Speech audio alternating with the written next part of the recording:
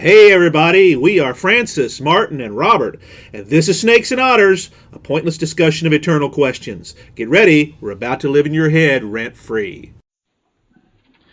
Welcome back to Snakes and Otters. This is episode 52. I'm Francis, sitting in the captain's chair. I'm Martin. I'm Martin. Yeah, I'm Martin. I'm Robert. I've had a little bit too much bourbon already, I can see. I was wondering if we were ever going to do that. We've always been so good. It's when I don't go last that messes everything up for some reason. We usually take the right order, Martin, Robert, and Francis, but since I'm the captain, we started off, okay, fine. But you guys know who we all are by now. This is 51 episodes, for goodness sakes. 52. Thank you for being with us. 52, excuse me, yeah. 52. This is 52, that's right. We're going pop culture this time around. It's back to that fourth week of the month, and we're going to do something a little different. We're always trying to do something a little different here. We don't want to be particularly predictable. But we're going to talk. I'm going to pull this one out. I'm captaining this one here. Something that I'm interested in. The other guys a little bit less so, but that's kind of one of the magic of how this works sometimes. I want to talk about samurai cinema and some of the great movies made regarding the samurai subject, regarding the time period of Japanese movies in the 40s, 50s, and 60s, really the work of great cinema directors like Akira Kurosawa, great actors like Toshiro Mifune, and stuff that we in the West, some of us know, but so many of us don't, and they should. It is really good cinema. Because it was made outside the Hollywood system, it doesn't get the play that it should sometimes. And we're here to correct that a little bit. So that's kind of one of the reasons I wanted to bring this up, and the guys happily went along. Well, I don't know about happily, but they went along with it anyway to try and say, okay, let's show us what you got. So we're going to talk a little bit about samurai cinema. And it's a fascinating subject. It really is. I want to give you a background first, as we often do on these episodes. Where did I get started with this? You all may remember, because it's still around, the Independent Film Channel, IFC. It's probably on your cable system even today. It's very different today than it was 20 years ago. But in the early 2000s, early aughts, less than 20 years, but around that time, it like so many other of the startup, lesser-known cable channels would bring in reruns from whatever they could get a hold of that kind of fit into their idiom. And one of the things that the IFC did on Saturday mornings, they would run what they called Samurai Saturdays. And they would run from like 8 in the morning until noon, 2 or 3, depending on how it all worked, because they were commercial-free at the time. Samurai movies from the great samurai cinema classics, most of which are black and white. And I, by some wild chance, saw the commercial and said, okay, what's going on Saturday morning? Not much. Let's give it a shot. And I sat down and was hooked immediately. And the first movie that I saw, I eventually began taping because I couldn't always watch them on Saturdays, but I really got to the point where I really want to see these movies. There's a huge number of them. They were all made in Japan. They were made by Japanese film companies. We know some of them because there are certain things that, like the Godzilla movies, they're owned by Togo from Japan. So it has to have partnerships with American cinema to get these new movies made. But a lot of these they would just make on their own, and they went to their own history to do this. And the Hidden Fortress was the first movie that I saw. Little did I know that was one of the major inspirational movies for Star Wars. George Lucas was a huge fan of the concept, and the story itself is in many respects very similar to searching for the Hidden Fortress, or Death Star as it were, and destroying it and bringing out the story of the hero's journey that went with it. It was an amazing influence. And that's when the deeper I got, the more I realized there's a lot of influence here. Martin? Yeah, so that's super background of your interest, but let's give a little more of a general background of the genre itself. Is that cool? Go ahead. So these films, they bridge a period around World War II. They did start, Japanese cinema did start with these before the war, but the ones we really know are after the war. Right. And that's an interesting dichotomy there, because after the war, Japan's a defeated country being rebuilt in our image. That's the thing that I always like to say about the post-World War II world. Germany's being rebuilt in our image. Japan's being rebuilt in our image. Kind of that almost a theological thing. Humanity created in God's image. So they're searching for this identity, and samurai films are a period piece. Yes. What we would call the historical epic, but they focus on a particular period in Japanese history called the Tokugawa Shogunate. That's a period from. I hope I'm pronouncing it somewhere close to the right. I think you're right. Yeah. So Tokugawa means the era from 1600 to the 1860s that Japan is dominated by the shoguns and this feudal system that they have. And as people know, samurai are the warriors pledged to the shoguns. And 1868 is the demark, because that is the period of the restoration of the emperor and a huge change in Japanese society, where they are attempting to modernize and move away from feudalism. And so all of these films are set during this 260-year period and are heavily influenced then by this idea of Japan as a defeated nation. These films become much more action-based, darker, more violent, which, interestingly to me, mirrors what's happening in Western cinema as well. As we know, Western cinema, starting in the late 60s, is going through its own transformation from sort of the straightforward hero-type films into this revisionist era and this cinema verite era and through the early 70s. So I think there's a lot of parallels there that's part of what hooked your interest, Francis. Yeah, it transcended culture. And ironically, the Japanese story, the samurai story, in many respects is not that different from the feudal knights. But it is done in such a vastly different and unique manner that it captures our attention very easily. You can tell these stories because there's a code there. That is, which is the Bushido Code, which is the code of honor that is, in my opinion, far stronger in Japanese society than it was in medieval society. And it easily transforms and influences the American Western genre, which we're going to talk about that next month, actually, because that is its own story. But there's a lot of recognition that, and Robert has talked about this many times, that a good story is a good story is a good story, and it has certain things that it beats, that it hits. What's really cool about this is it does it in a completely new way for Western eyes that keeps it fresh.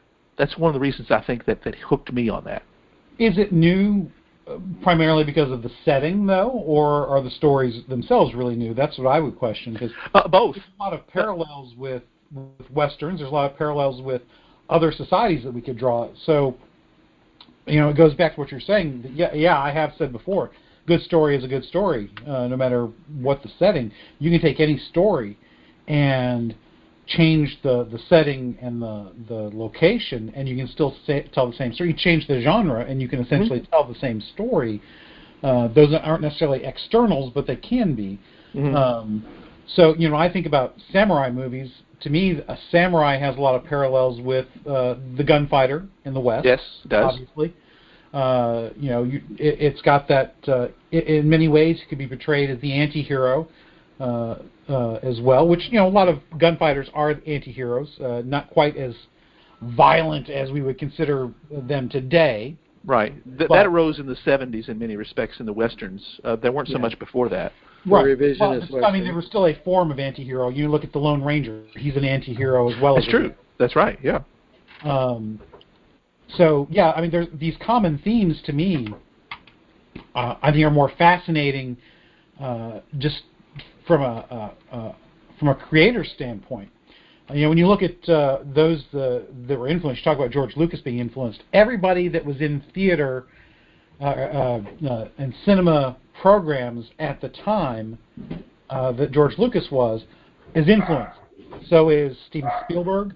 All of their contemporaries were heavily influenced by this Akira Kurosawa and this samurai cinema. And that's a big thing. I think it's one of the reasons why you see so much of this paralleling in 80s movies forward. Because obviously, they're in cinema school in the... Well, really 60s movies forward. Well, yeah, because it would have started before that. I'm talking about those guys that are in the 70s, those contemporaries of Lucas. Mm-hmm. Yeah. When they come in, But yeah, because Kurosawa was, in many respects, he's 50s and early 60s and through the 60s. Yeah. But the Japanese cinema itself, Martin, you mentioned this a little bit. During the war, they were making movies during the war and before that. And there was a huge tidal shift. And I'll give you one. We've talked about this in the show prep. It's really worth your time to watch, but it's very different. It's called 47 Ronin. It was made in 1941. It was released 7 days before Pearl Harbor was bombed, believe it or not. Part one. It's a two-part movie. It's about 3 hours long. You can see it. And it was actually commissioned by the Japanese imperial government at the time, meant to be a rah-rah, this is who we are, and we are flat badass people. It was meant to be a propaganda piece, taking a nationally known historical event and story that was within the national consciousness.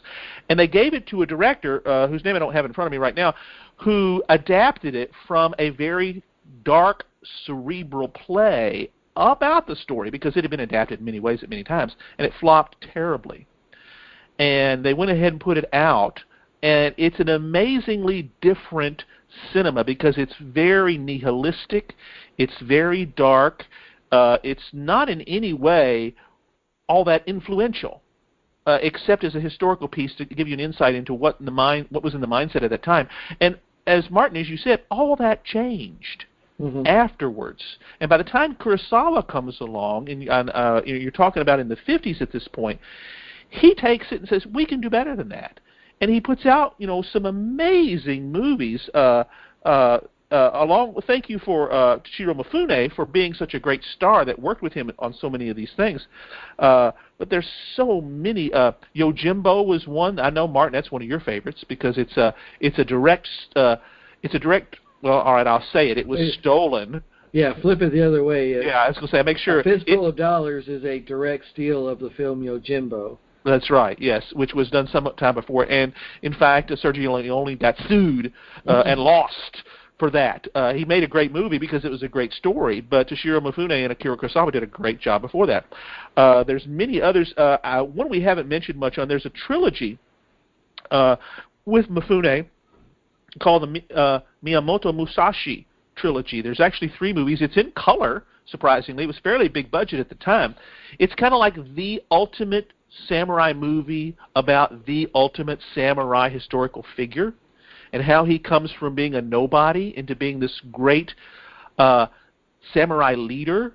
And it's an amazingly beautiful, it's a love story, it's the hero's journey, it's very great with its stoicism and had the virtues of that, and also the not so great things about it because it gets in the way of love and happiness and all sorts of stuff like that. So all those universal themes that we like so much are on display in these movies, and there's just so many different ones. Martin, you might want to tell us your favorite because you've got which is kind of like the greatest of all. Yeah. Well, I'll just mention, I mean, the main thing to think about or to mention here, Kurosawa is the giant. Yes. Lots of people have heard his name. They may not understand what his contribution is, but the post-war samurai cinema is Kurosawa's legacy. Yes. He is the center of it. And like you mentioned, he's influenced by John Ford, a pre-war American director, and he is kind of Lucas, Spielberg, John Ford, all the great Western directors kind of rolled into one guy. Mm-hmm. Yeah. He's it. And Kurosawa's legacy includes films like Seven Samurai, which The Magnificent Seven, one of my favorite Western films, is directly lifted from, basically. Throne of Blood, which is a Japanese version of Macbeth. Is beautifully awesome, done, too. Awesome film. Yes, the arrow scene at the end of that is absolutely amazing, and Yeah. it's one of those things that's talked about in all cinemas. You don't have any scene like that in the 1950s, where the movie ends with the villain being eviscerated by thousands of arrows, and Toshiro Mifune plays Macbeth, in the play, and it's to see this death scene is whoa! You just can't think of anything like that before or since, really. That's just him. That's just Mifune. And we talked about Hidden Fortress, again, an inspiration for Star Wars. And then from there you got Yojimbo. And the interesting thing, again, Yojimbo, Sergio Leone lifts A Fistful of Dollars almost directly from Yojimbo. But it's, again, this revisionist idea of this anti-hero that you don't even know his name. Right. The Clint Eastwood character in A Fistful of Dollars never really says who he is. That's right. Well, he's known as the man with no name. Yeah, the man with no name. And that originates from Kurosawa and these films, because in Yojimbo, the character makes up a name because he's standing in a mulberry field. And he basically says, my name is Mulberry.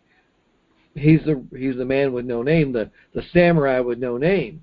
Yeah. And that is a consistent theme through these post-war period pieces, is this sense of this man that's isolated.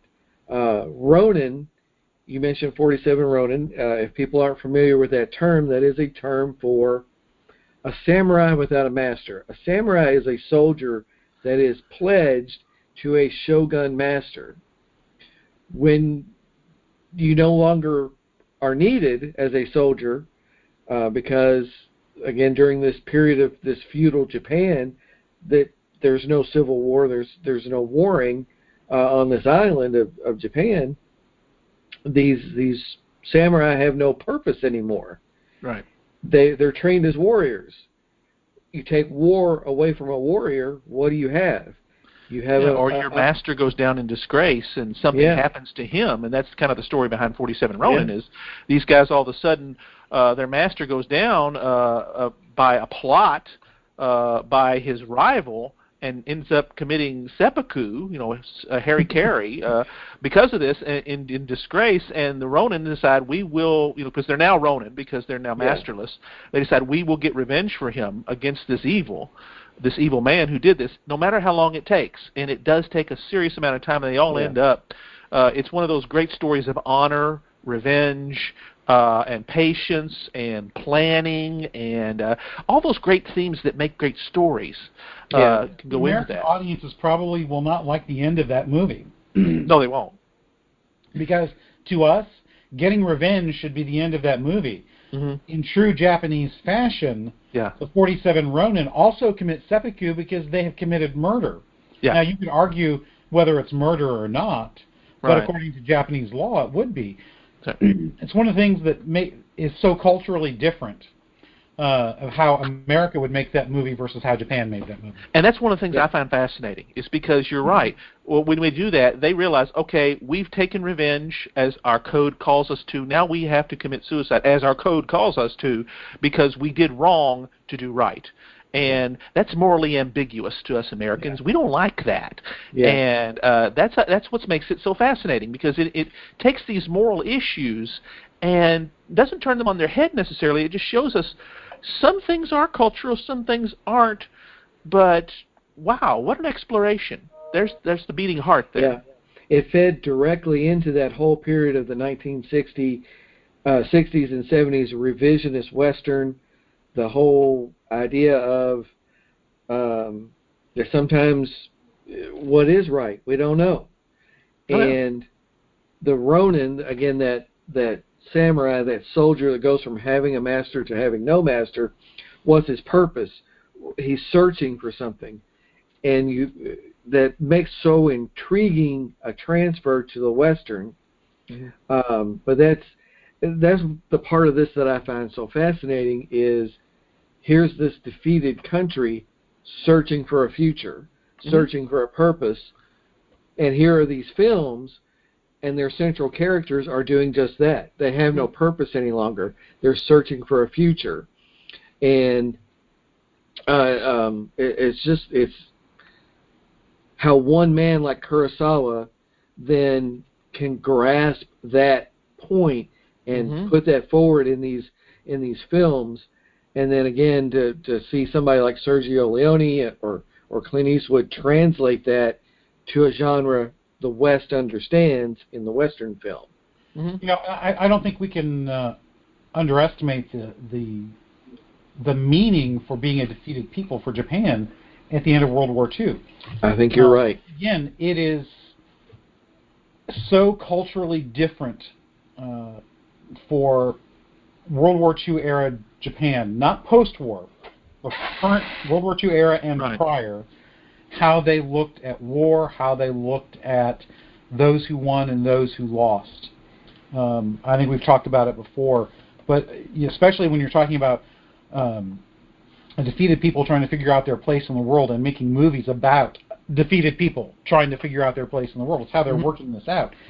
You know, you cannot underestimate the mindset of a Japanese soldier, a samurai, because they saw them. The serious guys really saw themselves as samurai, especially the officers. They were absolutely, yeah, they were the elite that did what they did better than anybody else. Right. You know, I mean, it's cliched, but it's cliche based in fact. Officers carried swords. You know, so I mean, they saw themselves as modern day samurai, and if you lost, you just didn't lose a battle. You lost your personhood, your manhood, when you did.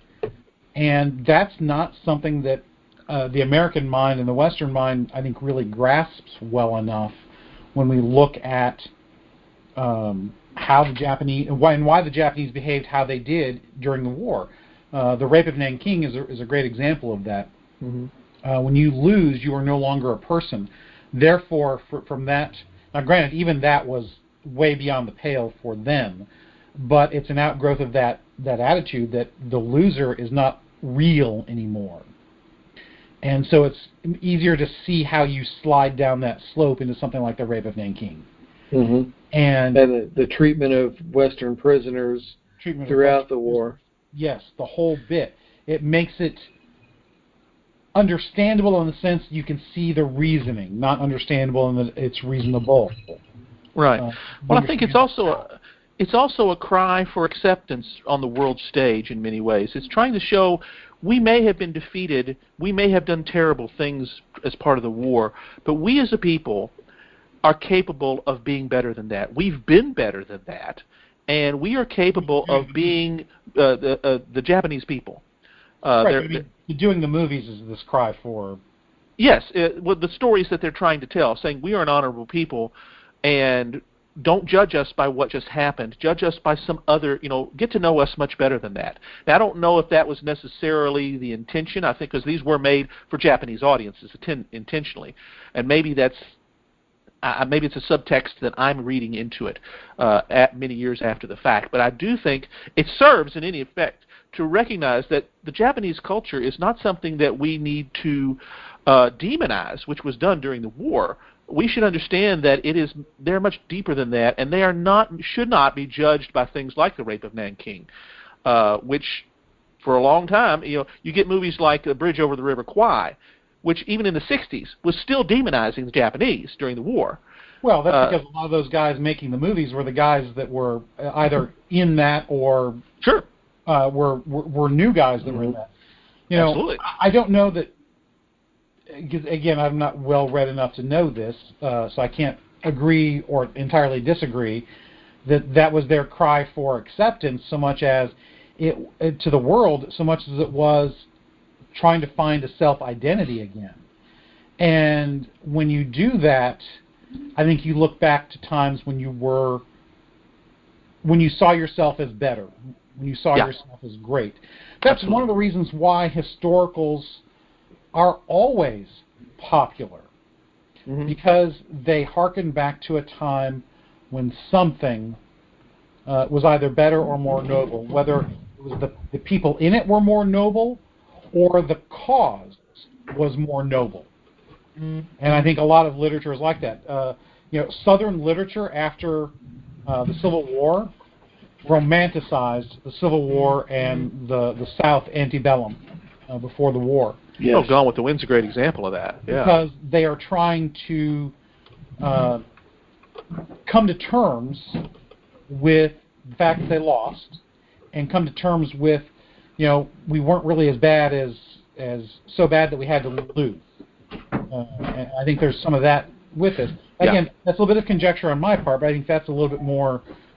Honestly, I think that's a bit more plausible than, because honestly, I don't know if the Japanese for at least a couple of decades really cared what the rest of the world thought. They probably didn't understand how the rest of the world could treat them as people. Mm-hmm. Yeah, but this is my own speculation. Believe me, this is done years after the fact, saying it serves this purpose. I don't know if it was intentional or not. That's a good question. May after the fact help. Yeah, that's what I meant. There's no reason. Yeah. Yeah, I think it's good from us in the West. We can use this as that to see that this is of course by the time our generation has come along, that ship sailed. We don't think that way anymore, but our grandparents certainly thought very differently. My father, in particular, who was 10 years old when the war ended, he believed that the Japanese and the Germans were the absolute most evil creatures on the planet that had ever walked it. And if they themselves, if you were Japanese or German, that was a problem for him.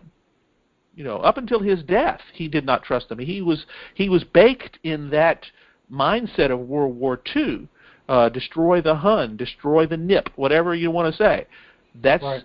That's where he was, and as our generation, do we trust the Russians? We grew up in the that's correct. It's a very difficult thing for us. Do they trust us? There's a good question. Do we trust Saudis? Do we trust? Right. Yeah, I mean, except Afghans. Not trusting the other, that's normal for us. Yeah. And I'm liking to think that the story should end better for all of us. The hatreds that we have at any given moment in time, distrust or whatever, whether it be strong like a war or just distrust in general, is overcomable.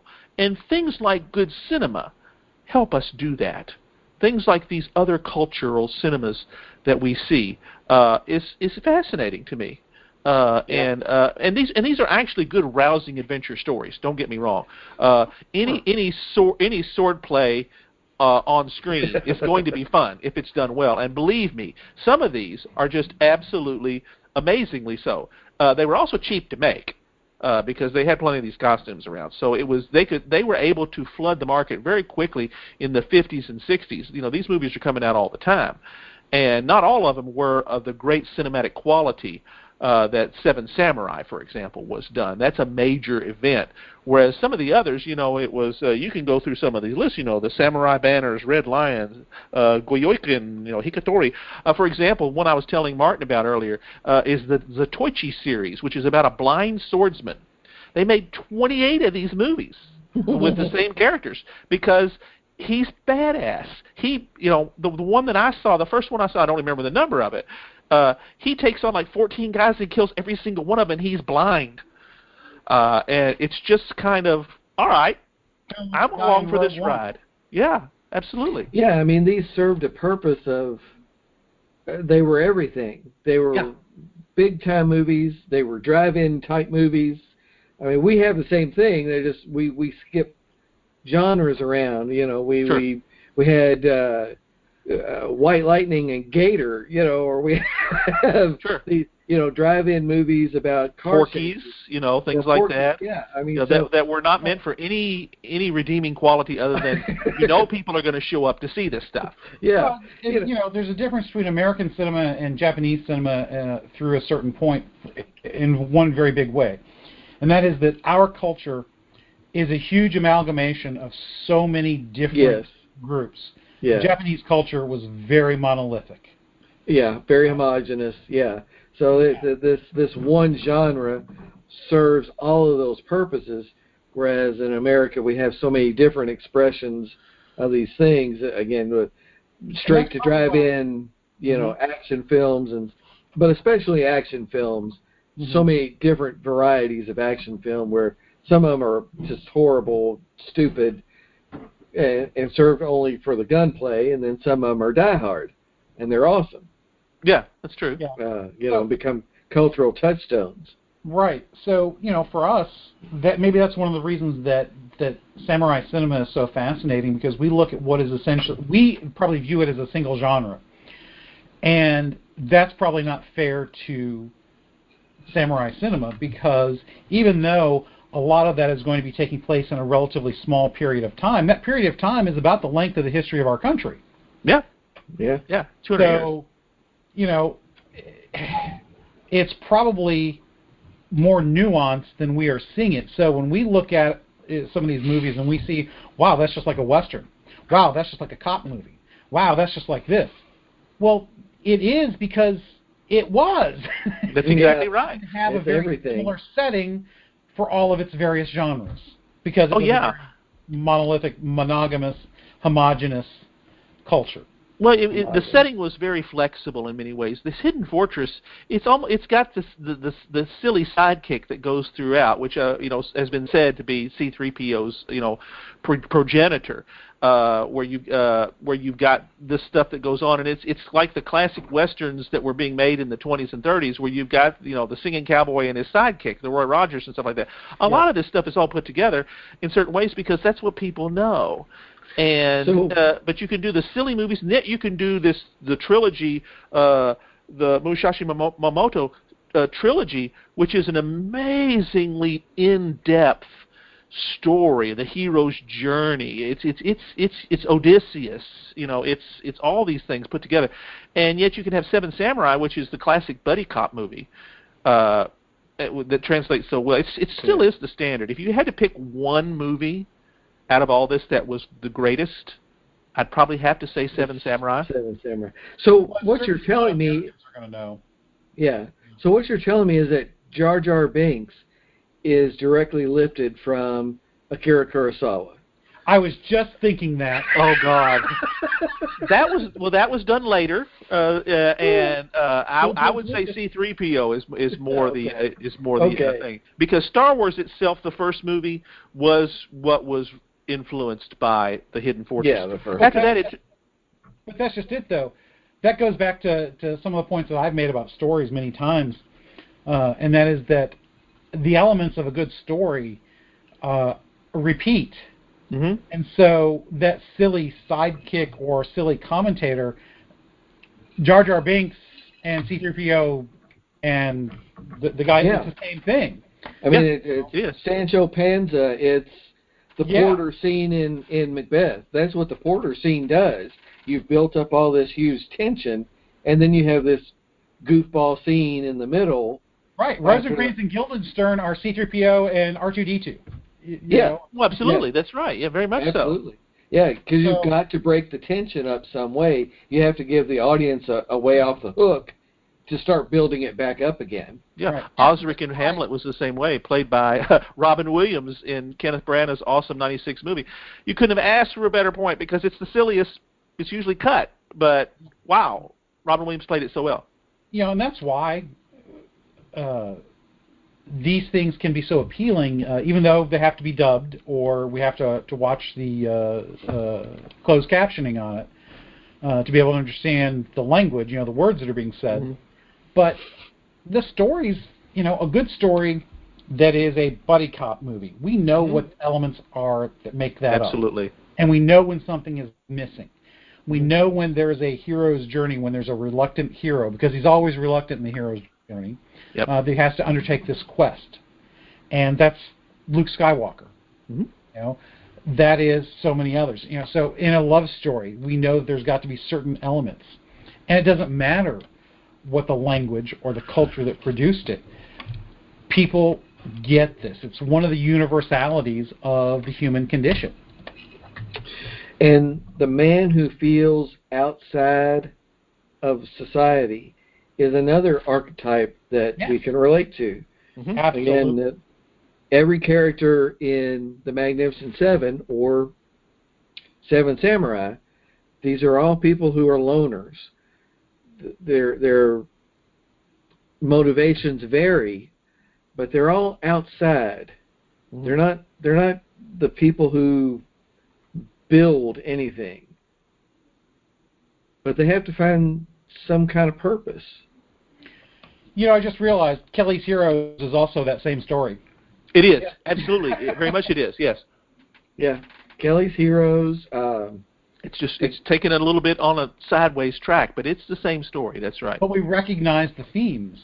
Mm-hmm. And, you know, I think it's useful, not just as a intellectual exercise, but I think it's useful to understand other people's, that we can see these things in the storytelling of other cultures. Because one of the things that defines a culture is the ability to tell common stories. You are not a civilization until you have a shared set of stories. Mm-hmm. It just doesn't work unless you do, because you have to have that bedrock to build on.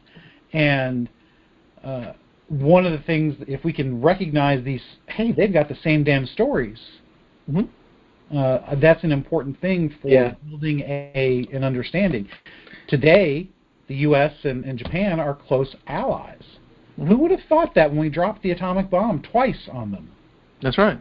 And maybe there's the irony that finds this whole concept so fascinating to me, is that how could we possibly do that, and yet within 10 years, 15 years, they're making great stuff that we're watching, and they're continuing to watch even today.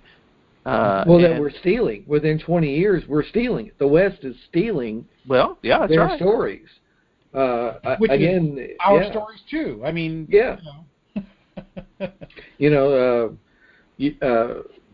Jimbo is from 61, and A Fistful of Dollars, I think, is from 64 or 65.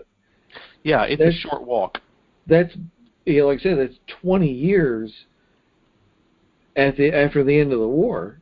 This is the people who should hate our guts. We flattened two cities with one airplane apiece. Yet we've become where we don't feel there's any kind of cultural separation with Japan anymore. They're us, we're them.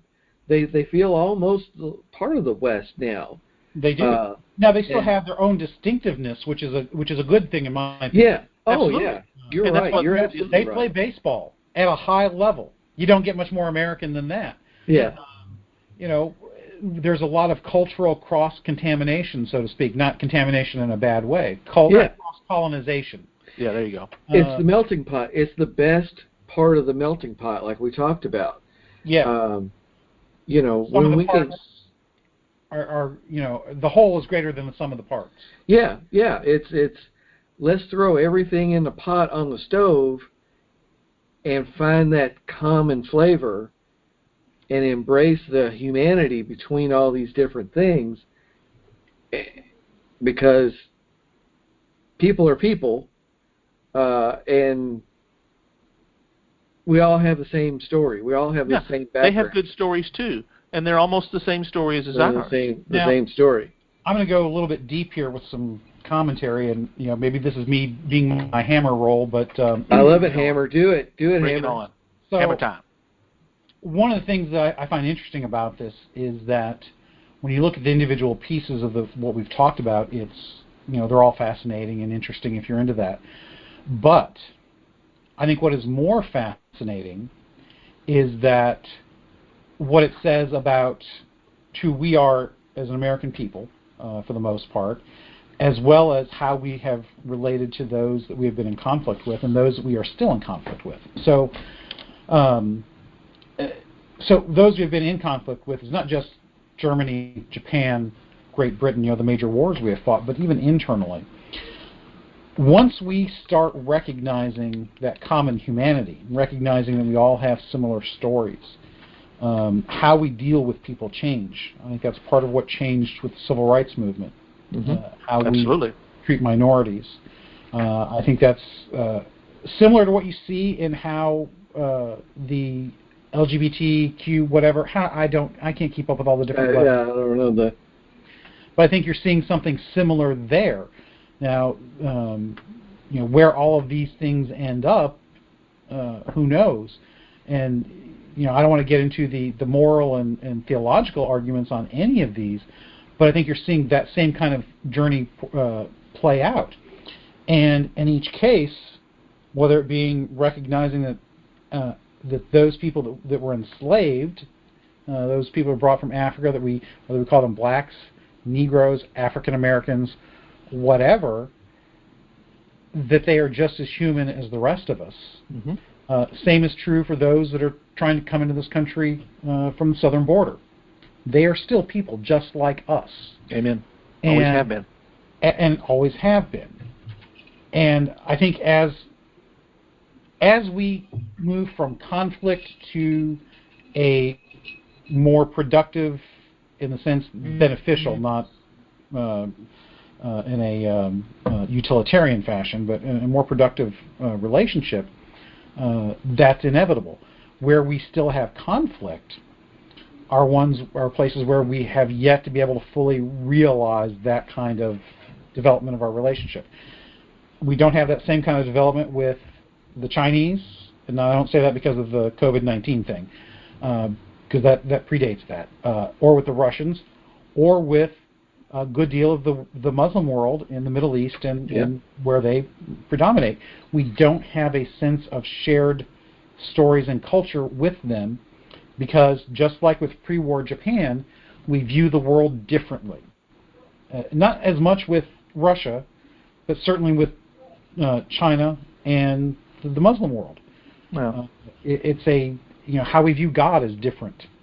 In the Muslim world, it's master versus father, and that's very oversimplifying it, but that's a major aspect. And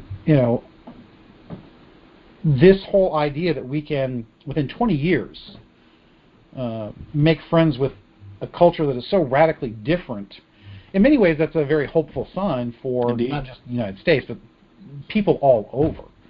Because we managed to find that common ground, and now we are allies. It is unthinkable that we would go to war with Japan or Germany or Great Britain or France.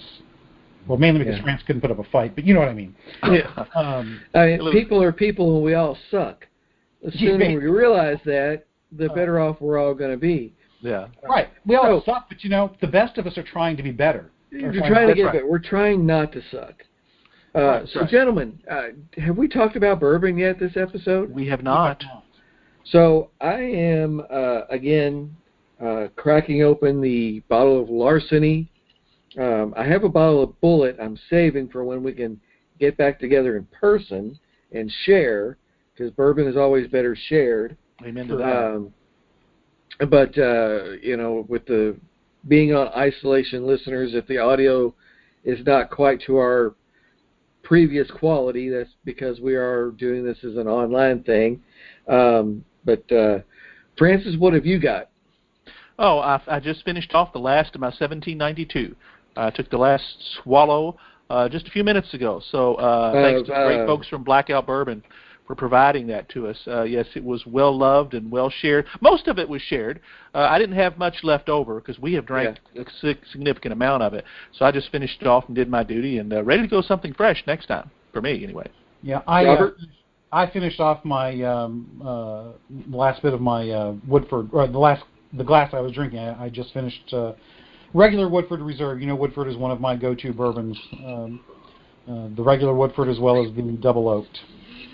Yeah, I mean, the more I have of this Larceny, it was very good. I remember. Yeah, the more strongly I'm recommending this, because, whoo, doggy, that's smooth stuff.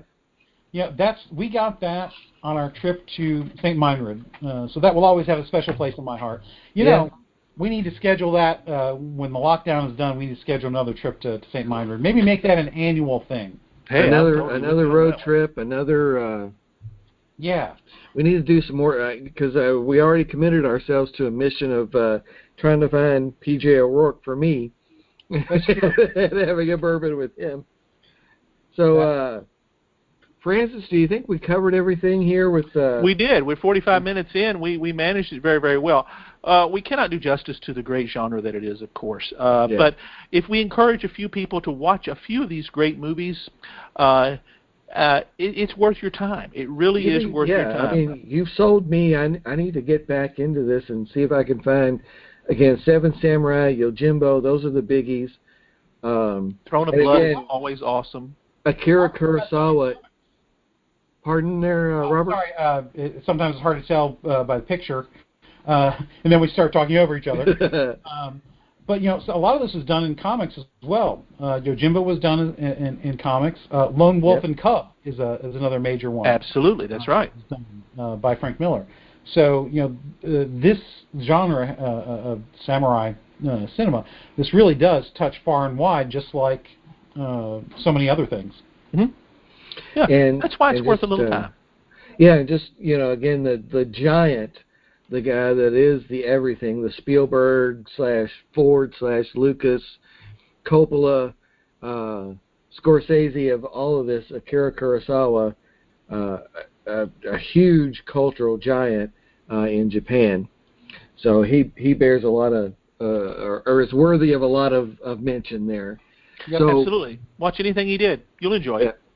Francis, man, tell us about episode 53. What's next? Oh, you guys know this one. This is one we've been waiting to have happen. Our first interview episode. We never do this. Hoopajoob it is. That's right. So at Hoopajoob, anything can happen. And we decided to do an interview. We don't do these easily. We don't do these often. We think that we're all you need. But every once... that's right. But we have one of our mutual friends, the Emperor Marcus Aurelius, we called him. He is also a Bellarmine graduate at the same time we were all there. We did a 2-hour interview with him. Yes, bring some snacks and some drinks for this next one, because it's 2 hours. It's unedited, which we realized we were taking a significant chance with Marcus, but we went ahead and went with it. And we have given him the whole time to it's a retrospective in many ways. It's a universal discussion, as all of our discussions always are. It's memory lane. It's everything. Yeah, we are only as good as our stories, as we often say. Well, we got plenty of stories for you next time, that's for sure. Some of which we think we've done a good job of giving the context for, so they're hopefully as fun for you all to hear as they were for us to experience and hear ourselves. Now, that one, even though we've already done that one, and so we know what's in it, just a reminder, even though it's 2 hours, it's done in 2 parts as far as listening. So you don't have to worry about listening to a 2-hour episode straight through. But it's a lot of fun. If nothing else, hopefully you enjoy some of the scurry stories we tell about Mark and the things we've done with Mark. Yeah, all of my good stories revolve around Marcus. I have no good stories of my own. Yeah, I am a cipher otherwise until I'm around Marcus, and then I have good stories. Thank you, Francis. Good job. Thanks for being with us here every week at Snakes and Otters, a pointless discussion of eternal questions. Be sure to spread the word on your social media accounts. Follow us and retweet us. We are on Instagram and on Twitter at Snakes and Otters. Let your friends know that they can find us on Podbean, Spotify, Stitcher, iHeartRadio, Apple Podcasts, and on YouTube. Just search Snakes and Otters Podcast to find us, and please remember to leave us your comments and reviews. It helps people find us. And you can always send us an email at snakesandotterspodcast@gmail.com. I'm Martin. I'm Robert. And I'm Francis. Catch us next week. Same snake time, same otter channel.